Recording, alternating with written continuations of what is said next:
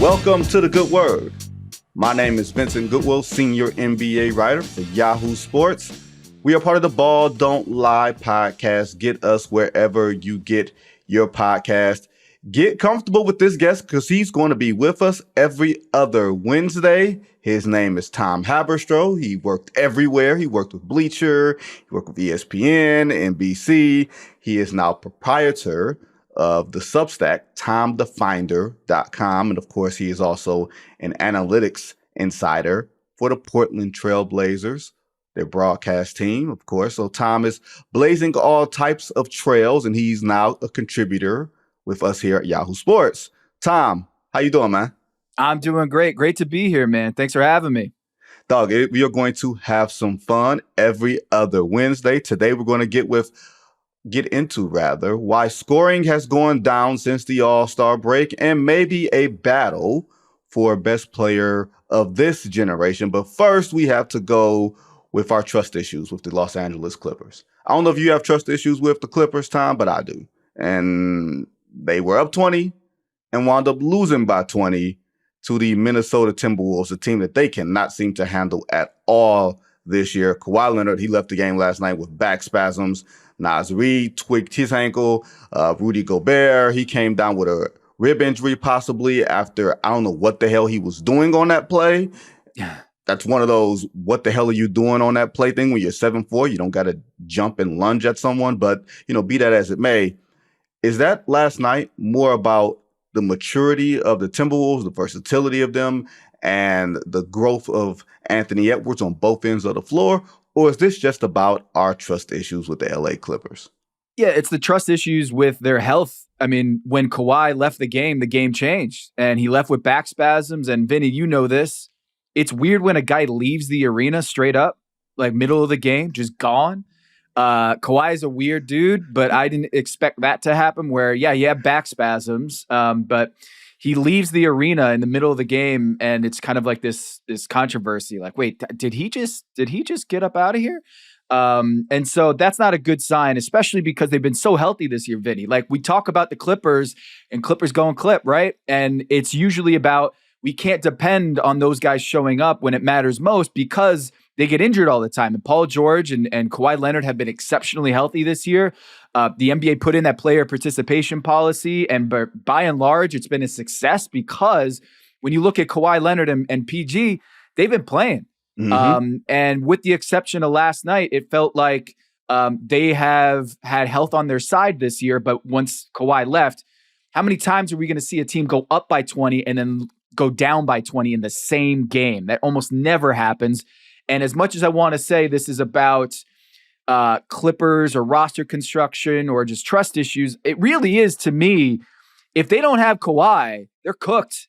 Kawhi's been unbelievable this year when he's been playing, and they lose Russell Westbrook, they lose Kawhi Leonard last night, and so for me, it's like, all right, Clippers when they're all healthy and together, great. But as we saw with the Brooklyn Nets last year or in the years prior, as once we get these super teams together and they're at a certain age, my trust issues are really about availability. I think that's the big thing you just said. They're at a certain age. Like, I wonder if it's partially because LeBron James is 85 years old and we all expect every superstar to age like that. But these dudes have a lot of tread on their tires and a lot of injuries and a lot of atrophy, including James Harden, who has a lot of minutes on his body. And I think he has, shall we say, city minutes on his body, not highway minutes on his body. It's a little different there. And the big thing for me, Tom, coming into this season was the Clippers have to be healthy. Last year, they weren't healthy at all, and they were the 5 seed. This year, they're healthy and playing well, and they're the 4 seed. Yeah. You feel better about them, but they're not as close to the top of the West as we think. I think they spent maybe a day and a half at the top of the Western Conference. Should they just be getting themselves ready to be in that 4-5 matchup? Or do you think they should still be focusing on, with how many games we have left, trying to break through that Denver, OKC, Minnesota top 3? It's really all about health. And I know that's not what the NBA wants to hear, but this next month is all about making sure that Kawhi Leonard his knees are good, his back is good. And if they don't have Kawhi, then they're cooked, right? So I think the last month of the season, whether it's taking games off or just getting that extra ramp up time and not come back too early for trying to force games, whether it's on national TV or not, the whole legacy of this team is going to depend on how far they make it in the postseason. And so I think for the next month, we're going to see probably Kawhi in and out of the lineup. Russell Westbrook hopefully coming back soon. I don't think that they can depend on a lot of the 9-10 guys on the roster. So they need those guys. But it's going to be, the case around the league with the Minnesota Timberwolves. That's the funny thing about the outcome last night is, if anyone wants to play the injury card, it's the Timberwolves. They lose Cat, and then the rest of their guys are banged up, and then Anthony Edwards just takes over. And what's interesting to me, who was guarding Anthony Edwards for most of that game? It wasn't Paul George, and that seems like something that they want to do maybe postseason. They're keeping in the back pocket, maybe a little bit of gamesmanship, maybe a little chess, where maybe we'll see this team down the line. We don't want to show all our cards yet, but when Kawhi goes out, you expect Paul George to line up, and Anthony Edwards definitely lined up. That man last night, he was being interviewed by Stephanie Reddy in the post game. Best interview in the NBA, by the way. Look, man, I'm telling you, the NBA is missing the boat. They need to drape that man around the American flag before the Olympics and just make him the face of the future of USA NBA basketball. Like, seriously, he's delightful. And, there's some other things about him too, but I think that just goes with like the entire color of the Ant-Man package. But that man time last night, Stephanie Reddy said, hey, what did you see out there? That man basically said, when Kawhi left the game, I saw food. These dudes are food. That, like you could go all into the minutia and everything else, but the bottom line of it, Tom, he looked at America dead in his face and said, nobody can guard me, and I love it. And it's not like he said that against the Pistons or the Spurs or the Charlotte Hornets. He said that about the Clippers, right? Like, this is a championship contender, and he's like, they can't guard me. And I love his bravado. I love his sense of place. And even though literally his sense of place is off, dude, I was covering I was on the broadcast for the Blazers game a couple games ago, and he missed the tip. Did we ever find out why? He forgot that he was supposed to be out on the floor. Like, he was doing some stuff on the side and then just like ran out of time and like forgot, oh yeah, I got to be out there. So like my producer's in my ear and he's like, hey, Tom, why is Ant on the sideline? He's not, have you ever seen this before? I'm like, what is going on? And it's because he just missed the clock. And so he did that again last night where it's just like, where is Ant? And I love this like storyline of this dude who like doesn't really show up to class, but he still gets A's. You know what I'm saying? And he just, when it matters, he's there. And that's all that matters. And like Chris Finch can bench the guy or be like, hey, in college when a guy like shows up late to class or misses the team flight or late to the team flight, the coach might, bench him for the first half or whatever to send a message.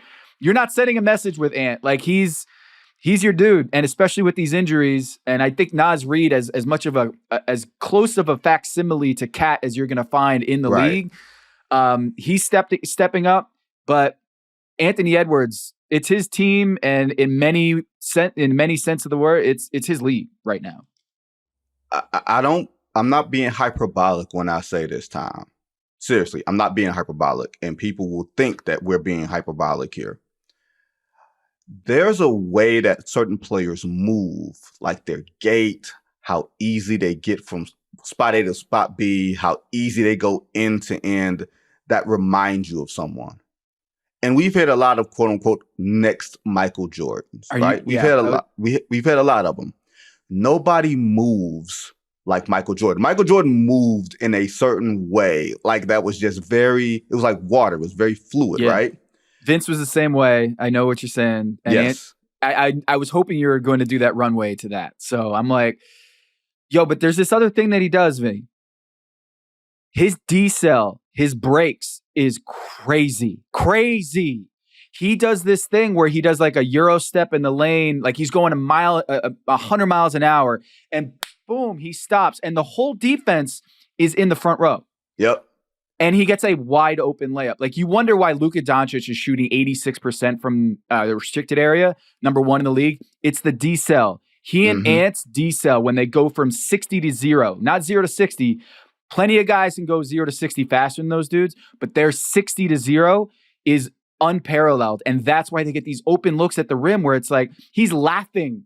He's giggling at these dudes as he sends them into the front row, and he just takes a wide open layup. Like, it's unbelievable watching how good he is at this age. And we need that because the American-born, homegrown talent, like, we'll probably talk about this later. It's an international league in many sense, in a lot of sense.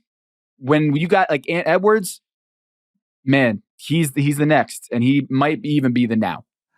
Yeah, because we placed a lot of American hopes in Ja Morant, who likes to play with things, and we placed a lot of hope in Zion Williamson, who likes to be around things. So I don't know. Anthony Edwards might be he might be better than both of those dudes anyway. Like, right? Like, that might be the case regardless. And think about this. As much as that dude loves playing basketball, the draft eval on him was, that dude doesn't like playing basketball. Shows how much we know, or shows how much the evaluators know. Like, I've never looked at that dude and said, man, he don't look like he like playing basketball. Like, some of this stuff is absolutely ridiculous. We got to be very careful about some of the labels that we place on guys. But the interesting point the interesting point you said, Tom, about the decel, Luka's not even going that fast and he's slowing down. Ant is going very fast. He's going Corvette speed. Like, I remember asking Jason Kidd about aging, and he was like, it's not getting from 0 to 100.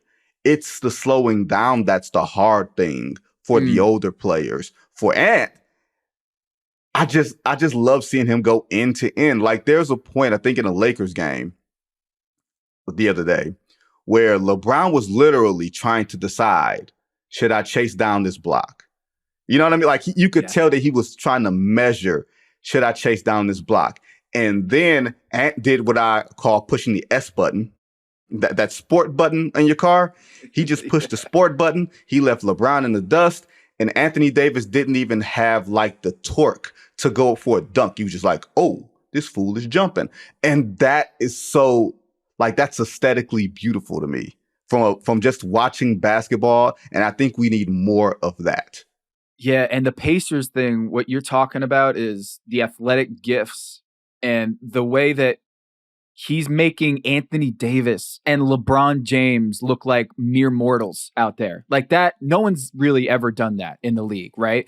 Anthony Davis and LeBron James are considered the most athletic of their generational talents. And when he's leaving them in the dust, then you got to really check yourself and be like, what are we watching here? Secondly, that Indiana Pacers block.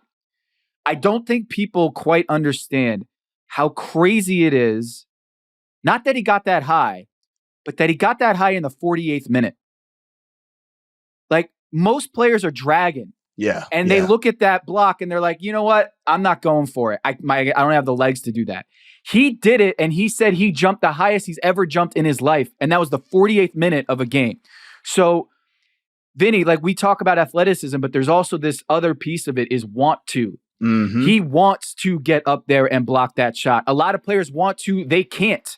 He does both. He can and he wants to, and that is where the magic happens. That's where stars are made. Superstars are made, is when you have the ability and you also have the want to, because a lot of players will look at that and be like, yeah, someone else got it. I'm good. I'm back here. I don't want to hurt myself. I'm good. He does not care. He is banging his head on the rim and the backboard to save his team when it's not even his cover. So I love this kid. I love the drive. And, you know, we heard that a lot about other players in the league where, do they really love the game? And he's got it, man. He's got it. And I think the NBA has to play the greatest hits or the big media markets, of course, because they got Boston, LA, New York. But Minnesota and San Antonio with Wemby, I just kind of feel like they should be on national TV every opportunity they can, because this is next, right? Anthony Edwards and Victor Wembanyama, that is the league as soon as next year. Yeah, it is as soon as next year. It's as soon for Ant as soon as April and May. Like that is what I'm really looking forward to is the playoffs and seeing how America opens its eyes towards this dude who plays a lot like this player that America really loved. Now, moving on, Tom Haberstroh. In the span of a month, we had a bunch of dudes scoring 60. We had Joel Embiid score 70, Karl Towns score 62, Luka Doncic score 73, Devin Booker and Steph Curry both crossed the 60 I think you dropped 50 at one point, right?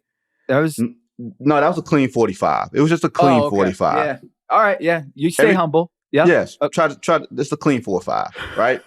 So, and that was from January 22nd, February 3rd. It's a big time scoring binge, right?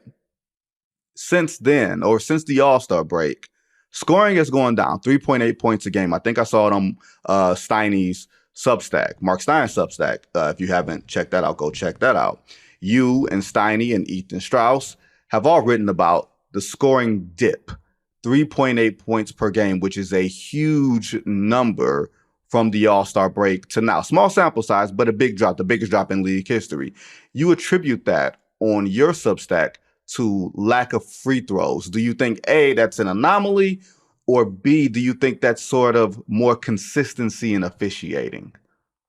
Yeah, so from talking around the league, it's officiating. The coaches, the players, the referee experts that I talk to are noticing a definite change in the way that shooting fouls are adjudicated in the league. Anecdotally, that's what they say is the 50-50 calls that used to go a defensive foul are now either a no call or it's an offensive foul. So one coach said they got rid of the bullshit in the league. And that is what I think a lot of people in the league feel like the first couple months of the season, the defenses didn't have a chance. Yeah. And so this is a market correction.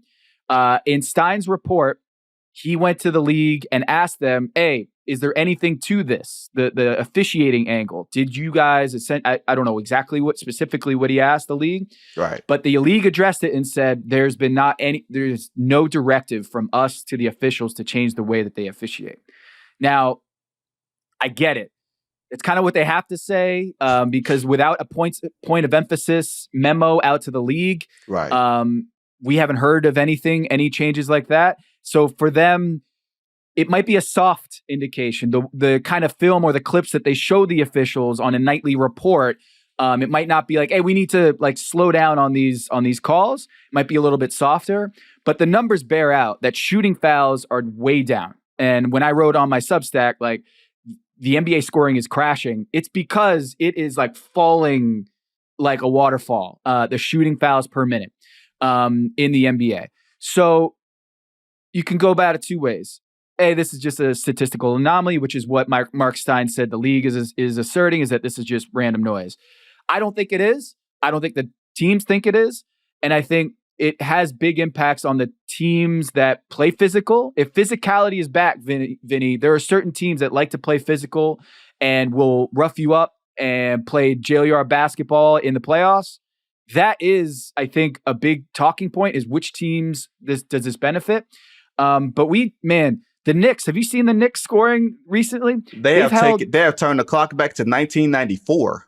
Man, it is crazy out here because we got the Knicks holding opponents in 3 straight games to under 80 points. That's the first time since 2012 that's happened, that a team has held an opponent under 80 points in 3 straight games. So we're dialing back the clock, not to like 3 years ago, but I mean, we haven't seen it in over a decade, this kind of low scoring. And last night, I checked this in Vegas, the unders were cashing 6 out of the 7 games. The reason why I wrote that article 2 weeks ago about the NBA scoring crashing, Vinny, is because I noticed from my guy Ben Fox, who has a Substack as well, he's been covering NBA betting or sports betting for the last decade at ESPN and elsewhere. And he noticed that since the All-Star break, unders were cashing at 70+%. Usually that's 50%. But Vegas was slow to this. That's how I know something's up.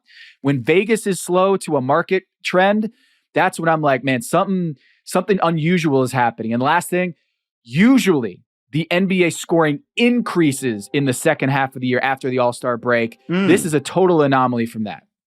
I was going to ask, and that answers the question. I was going to ask, could this possibly be a matter of tired teams maybe not playing as, pushing it as much, as far as offensively, not necessarily conserving their bodies, but just, some level of correction, even in coaching? Because a guy like you just mentioned, the Knicks, Tom Thibodeau, who has long been thought of as one of the premier defensive coaches in the league, I wonder how much that plays into all of this. Yeah. So it's a great question. The idea is if there is fatigue, that usually shows up on the defensive end. Okay. So the reason why I think we see a lot of scoring uptick in the second half of the year, typically in the NBA season, Kevin Pelton's talked about this too, is this trend usually goes up. Offensive rating, teams get more efficient at the end of the season. I think a lot of it has to do with defenses either checked out or new players, G League players coming up. They're getting a look at their younger players for next season. Teams go from hey, we're going to chase the playoffs to, hey, let's look at what we got for next year. Maybe get a preview of our summer league team.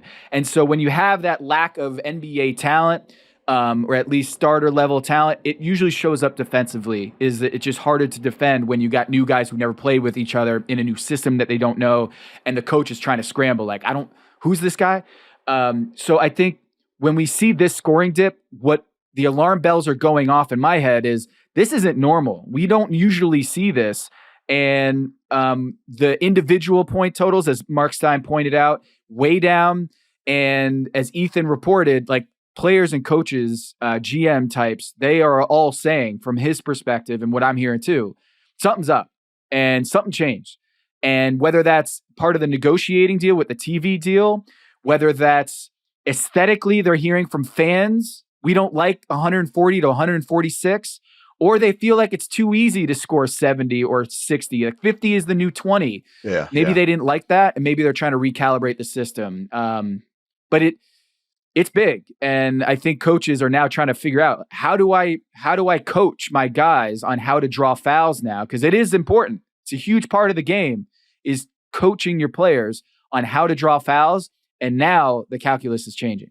Yeah, I mean, I remember there was a point of emphasis, maybe 2 years ago, where they wanted to get, like, the lack of a better phrase, the Trae Young, James Harden, drawing of fouls out of the game. And it felt like it lasted for maybe about 2 months, and then it went right back up. So as we spin it forward, and you made a great point that I want to come back to, Tom. You said it benefits some teams more than others, especially when we get playoff basketball around the corner. What teams do you think that it really benefits? Because we already see the New York Knicks. They're going to just bludgeon you and beat you the hell up. What other teams do you see benefiting from this? Well, it's the 90s throwback teams, right? It's the Miami Heat. They don't block shots. They just block you from getting anywhere. They're last in block shots in the NBA, and they're one of the best defensive teams. It's because they play physical and they guard their yard, right? So they make sure that they're going to beat that matchup, and they're going to go to zone if they don't feel like they have a plus matchup or they want to hide certain defenders, Tyler Hero, Duncan Robinson, etc. They're going to go zone, and usually a zone, teams don't know what they're doing, and they usually settle for jump shots. And that's a win for Miami, is if you can't get into the paint and drive and kick, we're going to win more times than not. And so Miami, I feel like this does help them. But it does hurt on the other side, is Jimmy Butler loves to go to the line. And he's one of the most physical offensive players too. So yes. I look at James Harden. This is going to hurt James Harden, because the rap on him is, you can get your 11 free throws a game in the regular season, but come playoff time, when the referees tend to swallow their whistle and make sure there's more physicality allowed, James Harden tends to flame out. Same with Joel Embiid. This does not help those players who rely on getting 10 free throw trips a game to get their 30. So I think Shai Gilgeous-Alexander, he's been actually getting to the line quite a bit here as we're seeing that crash. He's still doing it. He grabbed 30 last night, and it was kind of cheap how he did it. But I would say Shai Gilgeous-Alexander, that's another name that I'm wondering, does he become less potent? Does he become less of a as we call a heliocentric force, where everything revolves around him if he's not getting those foul calls? when he goes with that pump fake and everyone jumps. So we'll see, but keep in mind the players who love to get to the free throw line. I think that's going to be important. And also defensively, the teams that love to play physical are even going to get better here in the playoffs. Like a time I had talked to Joe Dumars maybe like a month and a half ago, and he was just talking about going to the first Denver-Boston game. That was like a 92-90 game. That was one of those games where Jason Tatum missed a jumper to send the game into overtime. Pick a game, because that's seemingly whatever Boston has a close game. Jason Tatum misses some type of shot to send the game into overtime or to give him a win. That seems to be the book on him. But I get the feeling that the competition committee is going to look at something this offseason to maybe bring the sliders down just a little bit. Now, if you're saying that this is an extreme anomaly, do you think this is a sample size the competition committee will look at and say, okay, we've fixed it with whatever our points of emphasis were, with whatever market corrections that were made in the last 30% of this season? Or do you think they're going to go full wholesale? We're going to take a look at everything from a competition committee standpoint, regardless of what happens right now? Great question. I think it's kind of a soft launch here. I've noticed defensive 3 seconds numbers are down. They're not calling defensive 3 seconds as much these days. And teams are utilizing the illegal defense. They're in the paint, right? They're 2.9ing, and then they're also 3.9ing, right? So I think when you look at that fact that defensive 3 seconds numbers are down this month and since the All-Star break, and that shooting fouls are down, it suggests to me that you're seeing a lot of teams that are camping out in the paint and making sure that, they are physical and they're not going to have to deal with an easy or a cheap foul call. And teams are leveraging that. So I think it's a really good sample size for the competition committee to see what this kind of NBA looks like. If we do, as you said, put the sliders down, dial it back a little bit. I will also point out, no one wants to watch free throws. Like free throws are when you kind of tune out, you're looking at your phone. Also, it extends the broadcast, right? So when you have a free throw decline, you're also seeing a decline in the length of the games, which is a plus. I think if you're going to a TV partner and saying, hey, we can go from 2 hours and 15 minutes down to like 2:05, that's a win. Because if you can get that closer to that 2-hour window, I think the networks like that. And I would say when you're dealing with the scoring totals, like you said, I think Joe Dumars, or might have been Adam Silver, had said, I think it was Joe actually, I don't care about the score or how many points are being scored. I just want a good game. Right.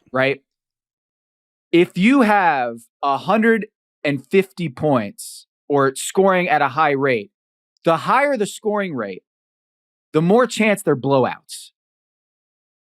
If you have a lower scoring rate and it has a lower chance of it being a blowout, it's going to be just naturally, it's a law of math that if you have lower variance in the scoring, you're going to have tighter games. Right. And so by dialing back the sliders and making it harder on the offense, you're naturally going to have, like we saw with the Sixers and Knicks the other night, 79-73. But if you extend that game a little bit longer, a pace goes higher, you're going to see that 6-point lead, widen a little bit as we keep going. So by dialing back the sliders, you might actually be making more competitive games. And I think that's what they want, is more competitive games. And the more scoring there is, the more variance there is, the more 3-point shooting there is, the more likelihood we're going to see a game get out of hand by the third quarter. That's a great point. And that's why Tom is here. We're going to be right back in a moment to pay some bills with Tom Haberstroh. Back here on The Good Word with Tom Haberstroh. Tom, the most intriguing matchup right now in terms of present and future and that dreaded L word, legacy. I hate the word legacy, mind you. I hate it. But that best matchup right now in terms of how the present and the future is Nikola Jokic and Giannis Antetokounmpo. Like, we don't think about these guys as being the torch bearers because we are still very much in the LeBron era, the Steph era, the Kevin Durant era, and we're waiting on somebody to take the torch from. We've been waiting on Zion and Ja Morant and all those guys. But the winner of the last several MVPs, 2 of the last 3 finals MVPs have been these guys.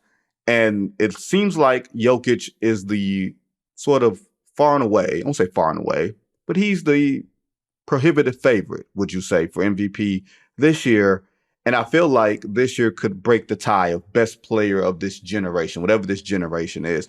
Do you kind of see it the same way, that this is this sort of unspoken of rivalry that's right before our eyes? So the resumes are, there's a rivalry with the resumes. Right. I don't think we have any iconic, maybe I'm wrong and I'm missing something, any iconic games where they're going at each other relentlessly, because usually it's Brook and then Giannis at the 4. But I would say in terms of like superiority and having a better resume and the better like claim to the throne, like if Jokic wins MVP, but the Bucks win the championship, ooh, man, I think it's going to be Giannis, right? I think what we give a lot more credit to, you're the best player in the league after winning a championship. You see a lot of it in Jokic. I feel like before he won the championship last year, there were a lot of doubters out there, a lot of people who were skeptical of whether he had it, capital I. And now we know that he can do that. He can do that and be that dude in the finals, in the Western Conference Finals, and nobody can stop him. For me, I think if I'm going to pick one going forward or one right now, I'm leaning towards Jokic, and that was really hard. I remember writing this thing about Giannis Antetokounmpo a couple years ago for his MVP, and I said, much to the ire of the Houston Rockets fans, because they were going for James Harden that year, I said, Giannis Antetokounmpo has the most unassisted dunks in the NBA, and that's why he's MVP. And the reason why I said that might be an obscure stat, but I think it exemplifies why Giannis is so dominant and so unguardable, is he can create a dunk out of nothing. You can't stay in front of him because of his Euro step, his quickness, his handle, and you can't prevent him because he's so powerful and strong and long to dunk the ball. He is a one-man fast break every time he gets the ball. And so he is a wrecking ball. And if you build an offense, Vinny, you're like, how do I get a dunk? It's almost impossible to get a guy putting the ball into the hoop physically. It's really hard to do that. But Giannis does it single-handedly. However, there's one way to stop Giannis, and that's getting him to the free throw line. And I'm sorry, but I get real nervous, Vinny. If you need a loophole from the referees to not call a 10-second violation, I feel like it's got to be Jokic. Like, I feel more comfortable having Jokic in a big moment, making the right play, and I just feel like he has fewer weaknesses that you can point to and be like, yeah, you can't. There's nothing you can do. I was talking to another coach who was like, I don't know if there is a blueprint to stop Jokic. You can't foul him. You can't get in his face and like try to get up in his grill, because he's going to go by you with his footwork, and you can't play off him because then you're just giving him a lob to Aaron Gordon. To me, Jokic is the superior player right now, and also going forward, I don't have the injury question of like, he doesn't need his athleticism to continue playing at an MVP level going forward because of his jump shot and his footwork. Giannis, I feel like those two things, free throws and the athleticism, I just feel like going forward, I think Jokic is the guy. Yeah, I think I will have to be very careful because John knows this, because John was on a podcast with me a couple of weeks ago. We had Jared Greenberg from NBA on TNT on. And I had said something that, of course, wound up not getting aggregated, but it wound up getting chopped and screwed. And the Denver Hive got a little upset. And I said that Giannis winning another MVP seems unlikely because of the stink around him due to the Adrian Griffin firing. Totally agree with that, by the way. And Jared Greenberg cut me off and said, no. It's because Shai Gilgeous-Alexander and Nikola Jokic are playing so great. I said, two things can be true at the same time. I said, I'm not taking anything away from how great those guys are playing and how they've lapped the field. I'm also saying that some people will look at Giannis and say, traditionally, if your coach gets fired, sometimes we make these decisions really early on in the season. If your team is struggling and everything else, or your team isn't fulfilling expectations, then we will X you out of that conversation. That said, Nikola Jokic is probably the most. This is how I will describe the difference, Tom. I feel like Giannis is the most irresistible force in basketball. Like he makes his way to plays. Like that play in the finals against DeAndre Ayton, which was the best defensive play I've ever seen in my life, where you're guarding the man and the ball, and then the ball goes over your head, and then you pick a spot on the backboard, and you just iconic. And you're on a bad knee. Remember that he's on a bad kney, and that's the knee that he jumped off of. It went like this. His knee went like this, and he's doing that, Vinny. Crazy. Yes. So, and I think that there's an element of if there's a big moment, Giannis can make that play. I think Nikola Jokic is the most inevitable force in basketball. Like when he gets the ball at whatever point on the floor, like there's never, you hear of like hot zones and cold zones. I don't feel like there's ever a zone or a spot on the floor where Jokic gets the ball where you say, okay, we feel comfortable that he has the ball here because he's not as deadly here. Nah, he's deadly everywhere. You know what I mean, Tom? Yeah. He's literally deadly everywhere. And I remember someone on Twitter asked me, who would you pick to defend Nikola Jokic? And I was like, oh, the answer's easy. Hakeem Duncan. Real easy. That's how easy the answer is. You give me Tim Duncan's, like, can't move him. Like the base of Tim Duncan and everything else that he has with the hands of Hakeem Olajuwon and the timing of Hakeem Olajuwon. That human being doesn't exist.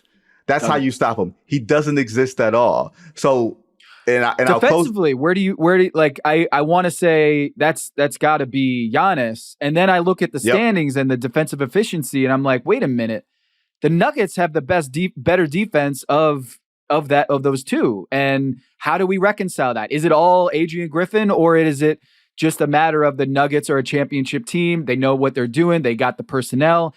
Whatever gap there is between Jokic and Giannis as an individual defender. Look, Giannis is a depoy. I'm not arguing that Jokic is a depoy here, but it's not showing in the scoring defense. It's not showing in the standings.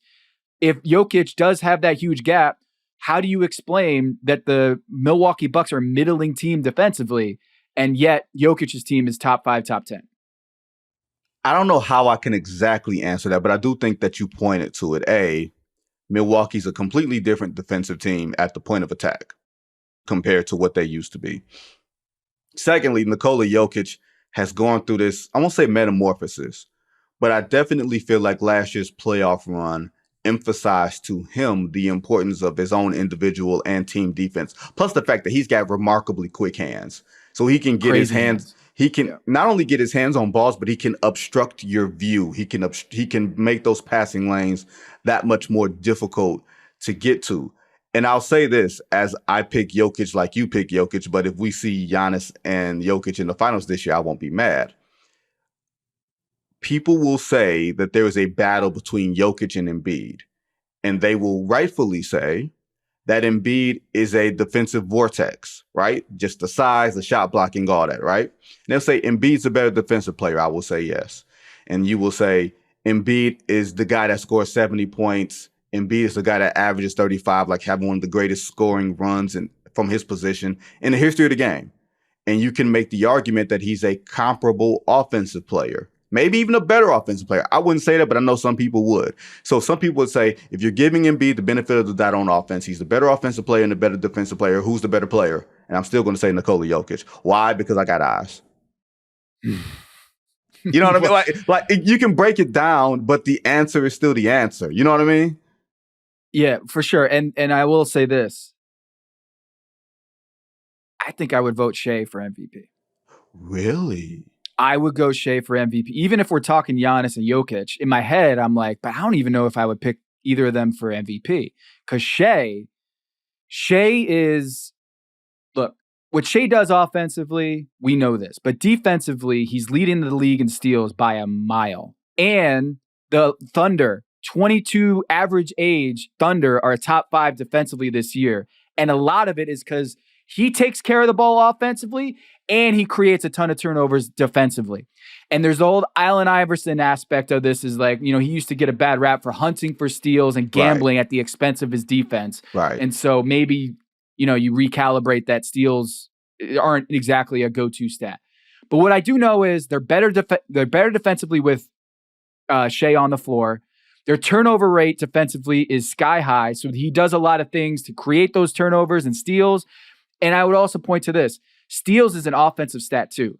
Steals get you in transition. Yes. Steals, when Shai Gilgeous-Alexander, here's a stat for you. When Shai Gilgeous-Alexander gets a steal, they have an offensive rating of 147 the next possession. So when he's getting that steal, it's not just, oh, he made a stop.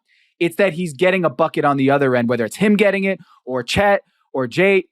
I think when you look at this Shai Gilgeous-Alexander season, they're at the top of the Western Conference. The story of the team is that he's leading this team as the one lone adult on that roster.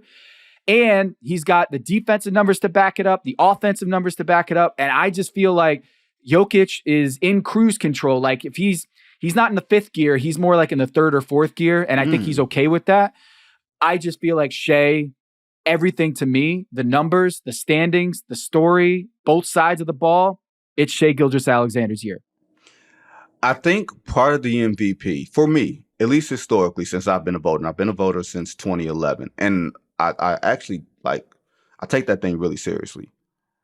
Part of winning the MVP is wanting to win the MVP, is the going for it. More than it is, narrative and everything else. The reason Embiid, and I didn't make my MVP vote on Embiid until maybe the last 2 or 3 weeks of the season. I wasn't actually leaning Jokic because Jokic had powered down. I was actually leaning Giannis last year.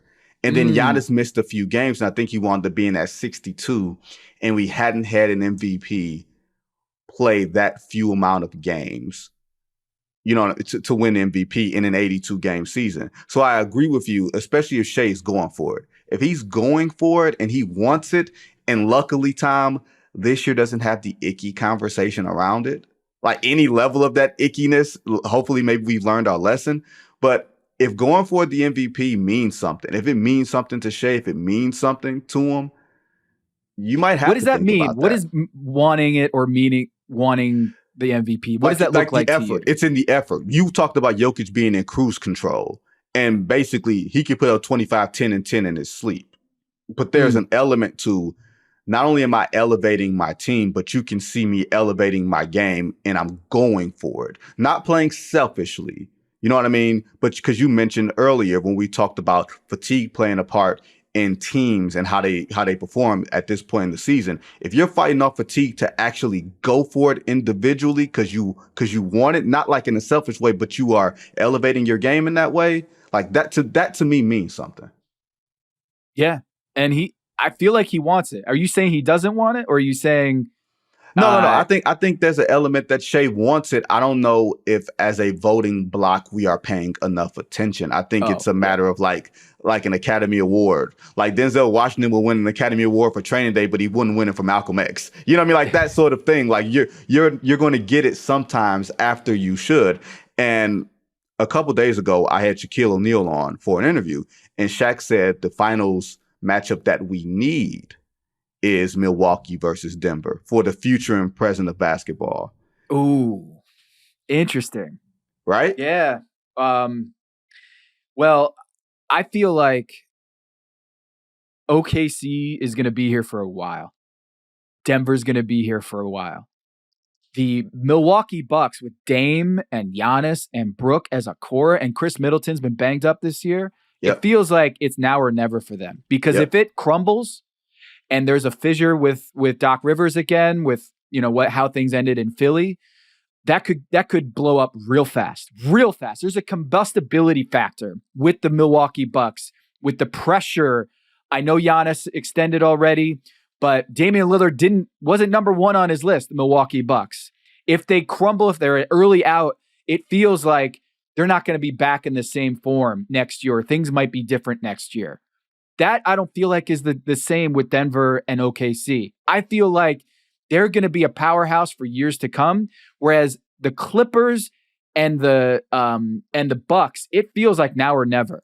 And if we do get that Milwaukee-Denver matchup, it's going to be so great for a marketing standpoint because of the Twin Towers, because Giannis versus Jokic.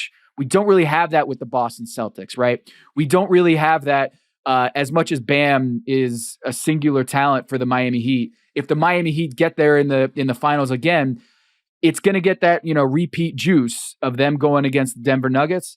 I just think that Shaq's right. From an NBA standpoint, Milwaukee Bucks with Doc Rivers, Giannis, and Dame, the storyline around Dame as that capital L word you hate, that's going to be an amazing storyline. Is Dame in the finals for the first time? Doc back in the finals since 2008. This is 2010. I'm rooting for Doc it was in the finals in 2010. Oh, 2010. Yeah, winning the finals in 2008, back since 2010. So yeah, man, that's Jokic versus Giannis. I hope that's where the league is. It's great, but you know where I stand on this. It's going to be Chet and Wemby. Like before we know it, Chet Skinny and Wemby bowl. are man. Skinny bowl. That's what I call it. I call it skinny bowl, and we call Big Vic here Big Slim. We don't call him Wemby. We call him Big Slim is the official name for Victor Wembanyama here on The Good Word. Tom, one last thing, of course, before we get out of here. Every week that we have you on, we're going to have a random category, and we're going to have each of our top 5 lists. Producer John, open your mic, and you're going to ask us about the category. So what is the category, Producer John? The cereals? Category? We're doing cereals today? What are we doing? No, it's going to be something less fun than cereals, but more fun for this podcast. This week, in honor of March Madness getting underway over the course of the next few days, we decided to go with kind of a mashup of 2 different categories we were discussing. Your top 5 favorite college players that never made it in the league. Made it. Now, I did not read that as player died. So that to me took out like Len Bias. You know what I mean? Like that would have been a guy that, all right, Len Bias would have been number 1 on the list, that sort of thing. But I'm with you. So Tom, since you're the guest, you give me your 5 and then I'll give you mine. All right. So I'll start with 5. I grew up in Connecticut. I wasn't a UConn fan, but Khalid El-Amin was so fun, dude. Yo, I don't know, man. It's just point guards, small point guards are going to probably populate this list because of the size factor going into the league. You're playing amongst boys and then you go play with men, right? You're going against giants at the next level. And so it's harder for the Khalid El-Amins to make it into the league. And so number 5, I got Khalid El-Amin from UConn, the Husky. Now, it's funny because I just sent John a picture of my list, right? The first name on my list, Khalid El-Amin. I joke with you not. Small, pudgy point guards. Well, for me, let's be perfectly honest. Husky here. Point guard. Yeah. Husky. Yeah. Husky. A little, he's a little husky. Rotund, rounder. Right. Yeah. Like if Kyle Lowry was slightly shorter, right? Like that sort of thing. And I'll be perfectly honest here. I'm a lifelong Duke hater. So this list is heavy on Duke killers, so to speak. Okay. Oh. So Khalid El-Amin is number 1 on my list. I'll give you number 2 on my list. He was Mike Bibby's backcourt mate at Arizona. He was the most outstanding. I think he was the most outstanding player in the 97 national championship. Is this Miles Simon? Miles Simon. Think about it. Mike Bibby, Miles Simon, Jason Terry. And the dude that didn't make it in the NBA was Miles Simon. The dude that came off the bench was Jason Terry. Make that make sense. And I wasn't even rooting for Arizona that year. I was rooting for Kentucky because that had, Derek Anderson, and that team had won the national title the year before. And that game went into overtime. Like that Arizona team was spectacular. Miles Simon was spectacular. Who's your second guy? All right, so I started with 5, so we have flip-flopped. So you got Khalid at number 1? No, I just got them written down. No order. Just order. Okay. So I got Khalid El-Amin at 5. I got Adam Morrison at 4. Ooh. Adam Morrison at Gonzaga was it felt like something different. I love the mustache. He looked like he was at like a Strokes concert or something like that. Like this dude, it didn't really fit the prototype of what a guy that dominant at that size should be able to do. And he flamed. it was an iconic moment when he lost in the tournament and he was crying and everything. I really thought he was going to do things in the league, and so did the Bobcats. And maybe I'm biased because I'm here in Charlotte, but it felt like to me Adam Morrison was destined to do better things in the league, and he flamed out. So I got Adam Morrison at 4, and I want to hear your take on this one at number 3. Go ahead. Michigan State, Sean Respert. I was thinking about Sean Respert. He could shoot the blood out of the ball, man. My God. I was talking about my brother. So when we got that prompt about top 5, I have 2 older brothers. So most of these guys on this list are like before my time, because they would always talk and like, Sean Respert, dude, he's going to be the real deal. Right. And like, I went back and I was thinking about him and what he could have been at the league, and watching him, he was so cold, man. Like pulling up from Steph range routinely, and the shooting, he averaged what, like 26 or 27 his senior year? He was huge at Michigan State. And, of all the guys that made it out of Michigan State, Sean Respert, I think he had like a couple years in the league. I think he was the number 8 pick. And man, Sean Respert was unbelievable. I want to say he maybe had a kidney issue. It was a stomach cancer, which is a crazy story. He didn't tell anyone. He didn't want to tell anyone that he had stomach cancer. He told like his coach, Izzo, and a couple other people that he was dealing with a tumor and he was sick. And I'm like, yo, can you imagine that story happening? There's no way that doesn't get out now. There's no way. That is so wild. That is Sean Respert he was so, and I'm not a Michigan State fan at all, but that dude was so cold. He's from Detroit, maybe? Yes, he is. Yes, he is from Detroit. Man, he's from the east side. He's from the east side of Detroit too. So give me your 2 and your 1. All right. AC Law is on there. Dude, another small guy who just in the tournament against Louisville, just like, man, such a cold-blooded assassin. Yes. Yes. He's number 2 on my list. And then number 1, if you know me, I got to rep the Demon Deacons, and this guy has a special place in my soul for the most cold-blooded move in ACC history. Oh, yes.